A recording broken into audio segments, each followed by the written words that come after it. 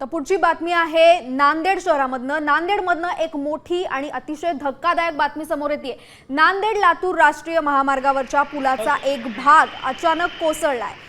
SGGS college समोरचा या वर्दळीच्या ठिकाणी ही दुर्घटना घडली आहे। सुदैवाने हा पूल कोसळला तेव्हा रस्ता रिकामा होता, त्याच्यामुळे मोठी जीवितहानी टळलेली आहे। मात्र या घटनेमुळे महामार्गाच्या कामाचा निकृष्ट दर्जा पुन्हा एकदा उघडकीला आलाय।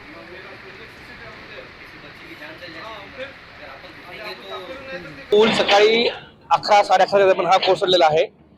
हा पूल गेल्या 2-3 महिन्यापासून हिचं काम चालूच होतं।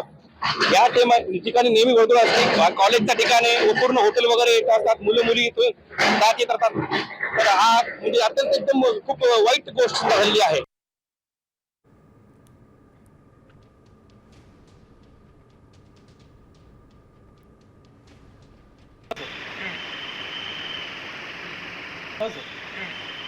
तर नांदेडमध्ये पूल कोसळणं ही गंभीर बाब असून अशा पद्धतीने काम होत असेल तर याची चौकशी व्हायला हवी अशी मागणी काँग्रेसचे आमदार प्रताप पाटील चिखलीकर यांनी केली आहे।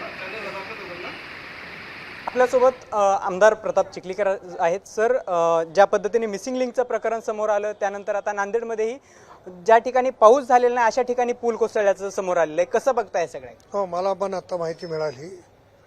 ही अतिशय गंभीर बाब आहे, पण दुर्दैवाने सुदैवाने तिथे कुठली हानी झालेली नाही। परंतु आत्ता काम होत असताना अशा पद्धतीचा पूल कोसळणं ही देखील त्या कामाची क्वालिटी त्याच्यावर लक्षात येईल।